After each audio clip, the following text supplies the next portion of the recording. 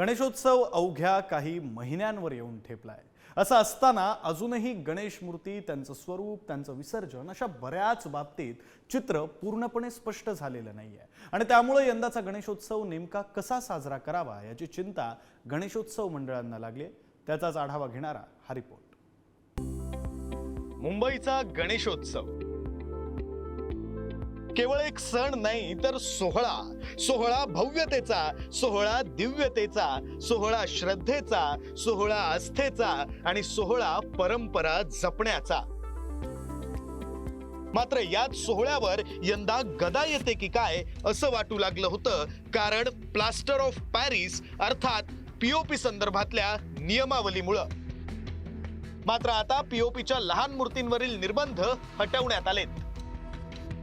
POP Ganesh मूर्ती तयार करण्यावर आणि विक्री करण्यावर असलेली बंदी उठवली।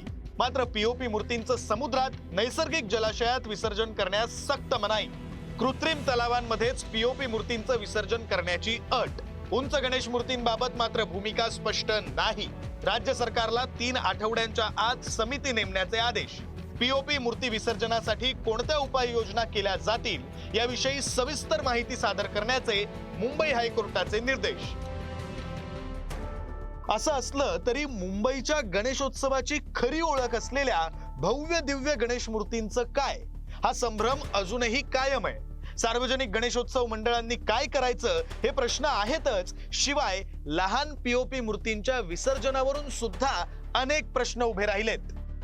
उंच मूर्तींना नैसर्गिक स्रोतामध्ये विसर्जनास मज्जाव केलाय, त्यामुळे कुठेतरी अडचणीचा विषय हा येऊन ठेपलेला आहे। परंतु राज्य सरकारला एसओपी बनवण्याचं आवाहन उच्च न्यायालयाने केलं आणि आम्ही राज्य सरकारला आपल्या मार्फत आवाहन करतो की ही एसओपी बनवताना आपण मंडळाच्या उंच मूर्तींना देखील ध्यानात घ्यावं, कारण ही उंच मूर्तीची परंपरा अखंडपणे चालू राहावी अशी आमच्या सगळ्यांचा मानस आहे। हे जे पीओपीवरनं वादिवाद चालू आहेत महाराष्ट्रामध्ये, ऍक्च्युली हे वादिवादच चुकीचे आहेत। हे असं चाललंय की मराठी आपले सण जे साजरे होत आहेत ह्याच्यावरती कुठेतरी निर्बंध लादले जात आहेत आणि जर उत्सवांमध्ये जर ही खेचाखेची राजकीय चालू असेल तर खरोखरच महाराष्ट्राचं दुर्दैव आहे की महाराष्ट्रात राहून हिंदू सण साजरे करण्यास निर्बंध येत आहेत। जर मूर्तीकारांना जर संधी दिलीच नाही तर ह्या मूर्त्या बनणार कशा?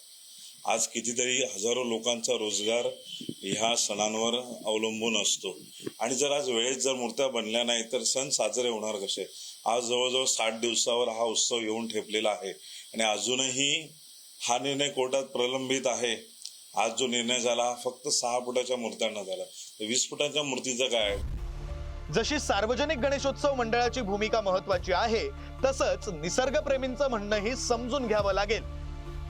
मुळातच प्लास्टर ऑफ पॅरिसनी होणारे जे धोके आहेत ते सर्वश्रुत आहेत आणि त्यामुळेच प्लास्टर ऑफ पॅरिसच्या मूर्त्या एकतर बनवणंच टाळलं पाहिजे, कारण जे प्लास्टर ऑफ पॅरिसच्या मूर्त्यांचं विघटन तर होत नाही, त्यामुळे त्याला रिसायकल करण्यासाठी जी प्रोसेस आपण म्हणतो, जी प्रक्रिया केली जाते ती अत्यंत खर्चिक आहे।